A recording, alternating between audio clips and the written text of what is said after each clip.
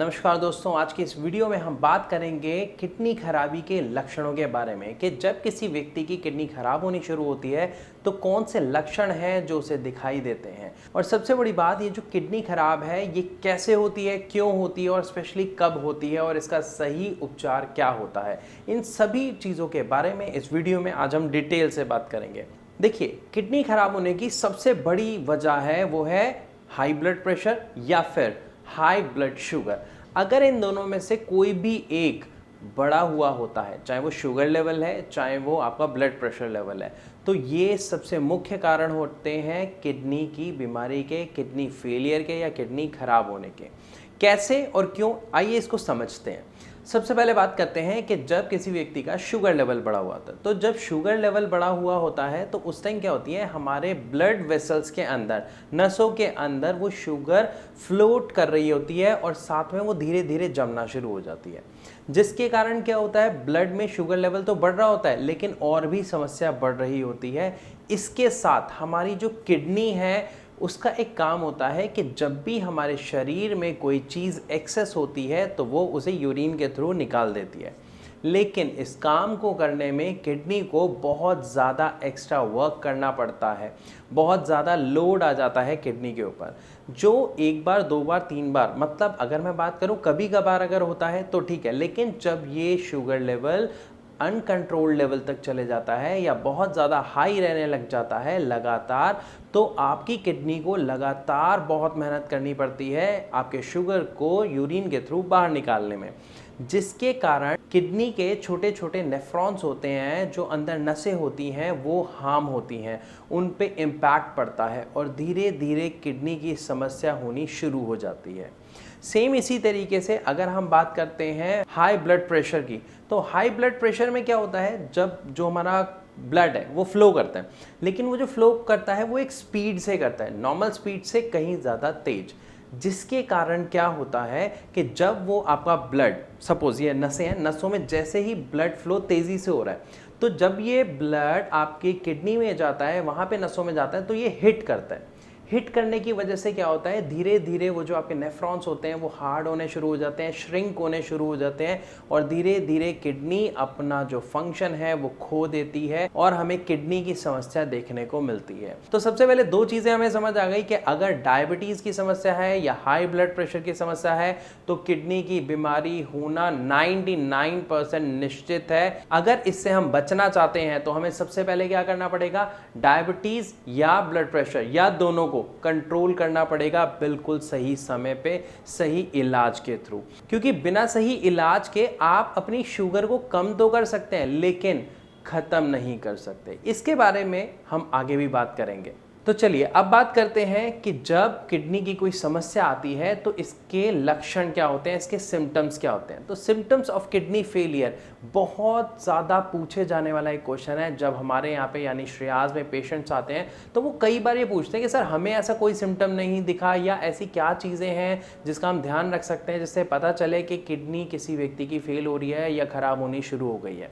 तो यहाँ पे एक चीज़ आपको समझनी पड़ेगी कि जब किडनी खराबी की शुरुआत होती है, जिसे हम स्टेज 1 बोलते हैं, तो स्टेज 1 में कोई लक्षण खास नहीं होता जो दिखता है, या ये कहा जाए कि लक्षण न के बराबर होते हैं। इवन कई बार स्टेज 2, स्टेज 3 तक भी जो लक्षण हैं वो पूरी तरह क्लियर नहीं होते हैं, साफ साफ नहीं दिखते हैं और कई लोगों को तो कोई सिम्टम नहीं होता है। और जब सिम्टम आता है तब तक लेवल 4, लेवल 5 आ जाता है, स्टेज 4, स्टेज 5 आ जाता है, जिसे हम किडनी खराबी की बहुत गंभीर अवस्था कहते हैं। तो सिम्टम्स के बारे में एक चीज़ क्लियर हो गई कि बहुत सारे लोगों को सिम्टम्स नहीं आते हैं, लेकिन अगर हम बात करें जो आते हैं वो किस तरीके का होता है, तो सबसे पहला सिम्टम जो स्टेज 1 में भी देखने को मिलता है लेकिन बहुत कम, वो है आपके यूरिन में प्रोटीन का लीक होना, मतलब आपके पेशाब में झाग बनना। अगर कोई व्यक्ति देखता है कि जब हम नॉर्मल यूरिन करते हैं तो उसमें झाग नहीं बनते हैं, लेकिन जब किसी का प्रोटीन लीक हो रहा होता है तो बड़े बड़े बबल्स बनने शुरू हो जाते हैं, जो इवन फ्लश करने के बाद भी नहीं जाते, रह जाते हैं। तो ये सबसे बड़ी निशानी होती है किडनी फेलियर की, जिसे हम स्टेज 1 में भी देख सकते हैं, स्टेज 2 में भी देख सकते हैं, स्टेज 3 में भी इनका लेवल बढ़ते जाता है। तो जब भी आप कभी देखें कि आपके यूरिन में जो बबल्स बनते हैं वो बढ़ रहे हैं, वो ज़्यादा बन रहे हैं, तो प्लीज़ आप चेकअप कराएं, इसको लाइटली ना लें, ये किडनी की समस्या हो सकती है।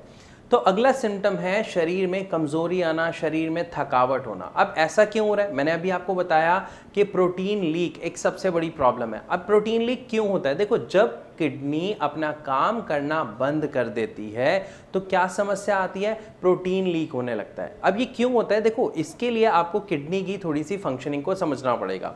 किडनी क्या काम करती है? हमारे बॉडी के वेस्ट मटेरियल को बाहर निकालती है, हमारे बॉडी में बनने वाले कचरे को बाहर निकालती है। लेकिन जब वो अपना काम ठीक से नहीं कर पा रही तो क्या होगा? हमारी बॉडी में से जो काम की चीज़ें हैं वो भी बाहर निकलने लग जाएंगी, पहली चीज़। दूसरी चीज़, या फिर जो कचरा वगैरह है वो बिल्कुल निकलेगा ही नहीं, वो हमारे ब्लड में स्टोर होने लग जाएगा, पोटेशियम बढ़ने लग जाता है, यूरिया बढ़ने लग जाता है, क्रिएटिनिन बढ़ने लग जाता है। और इसी वजह से जिस व्यक्ति के बॉडी में जो चीज़ बढ़ती है उसको उसी तरीके के सिम्टम्स दिखाई देते हैं।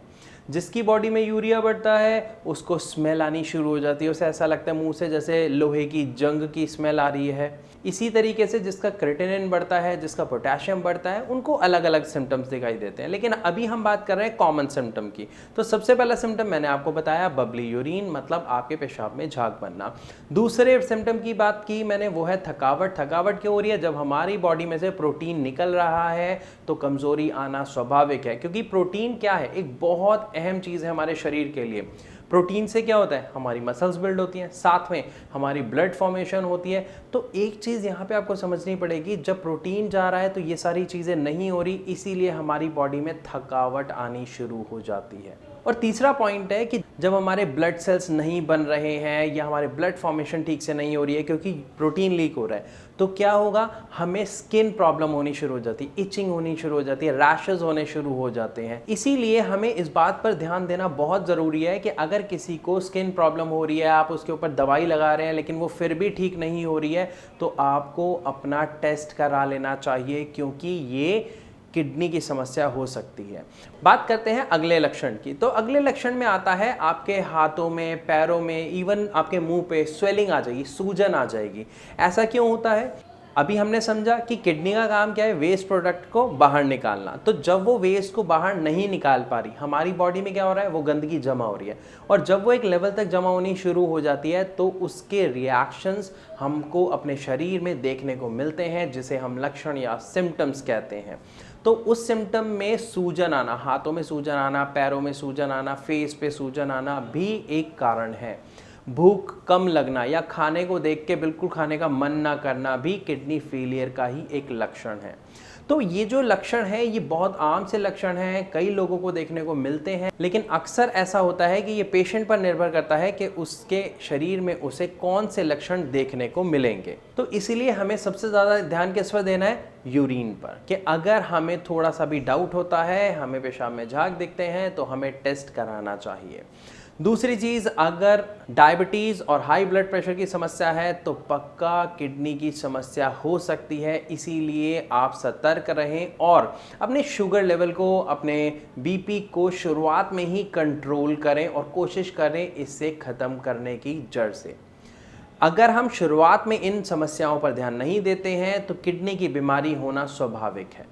तो अब तक हमने जाना कि किडनी की समस्या क्या है, किडनी का काम कैसे होता है, और किडनी की समस्या आती क्यों है, और इसके लक्षण क्या हैं।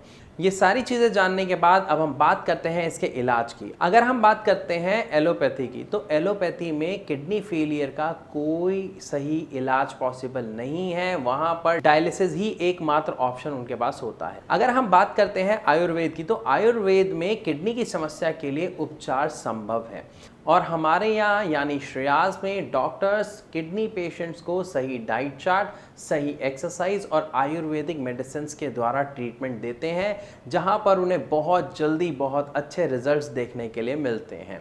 अगर आपका कोई क्वेश्चन यहाँ पे दिमाग में है, या आप हमसे कोई सवाल पूछना चाहते हैं, या आप हमारे डॉक्टर्स से कोई राय लेना चाहते हैं, तो नीचे दिए गए नंबर्स पर आप फ़ोन कर फ्री ऑफ कॉस्ट कंसल्ट कर सकते हैं, या फिर आप कमेंट बॉक्स में अपना क्वेश्चन लिख सकते हैं।